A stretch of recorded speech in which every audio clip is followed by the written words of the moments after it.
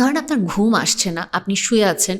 এবং আপনার যখনই মনে হচ্ছে সন্ধ্যার দিকেই আমাকে তো ঘুমাতে হবে, আমার তো ঘুম আসে না, আপনি আরও প্যানিক করছেন এবং শেষ পর্যন্ত যখন রাত 10টায় আপনি ঘুমাতে গেলেন, আপনার ঘুম তখন উড়ে গেল, কারণ দুশ্চিন্তায় আপনার ঘুম চলে যাচ্ছে। ঠিক ADHDতে আপনি যখন জানেন আপনি সাফার করছেন, আপনার ডায়াগনোসিস আপনার সামনে বা আপনি নিজেই সিমটম মিলিয়ে গুগল করে আপনি জেনে গিয়েছেন কোনো কারণে অ্যাসেসমেন্টের মাধ্যমে, আপনি তখন স্ট্রংলি বিলিভ করেন আমি সব কিছুই একেবারে শেষ মুহূর্তে করতে পারবো এবং কাইন্ড অফ আমি কেওসের ভিতরেই আমি ভালো করি এবং আমি লাস্ট মোমেন্টে খুবই মানে এফিশিয়েন্টলি কোনো একটা ট্রিকি ওয়ে বের করে ওখান থেকে বেঁচে যেতে পারি। কাজেই আমি সব কিছুতেই আসলে ফার্স্টে ফেল করব, দেন আমি অ্যাকচুয়ালি জিনিসটা একটা সলিউশনে নিতে পারবো। সো আপনার একটা মাইন্ডসেট ওরকম তৈরি হয়ে যায়, আমি লাস্ট মোমেন্টে কাজ করব, ভজঘট পাকাবো, এরপরে ওইটা আমি আবার খুব সুন্দর একটা সলিউশন করে ট্রিকি ওয়েতে বের করে নিয়ে আসবো।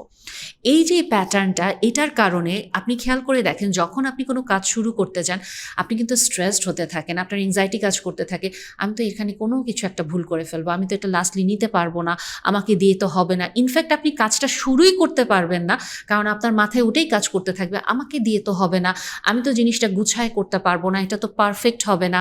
এই যে নিজের সাথে কথাগুলো বলা স্টার্ট করেন, এই কারণে আপনি আসলে কোনো কাজ করতে পারছেন না এবং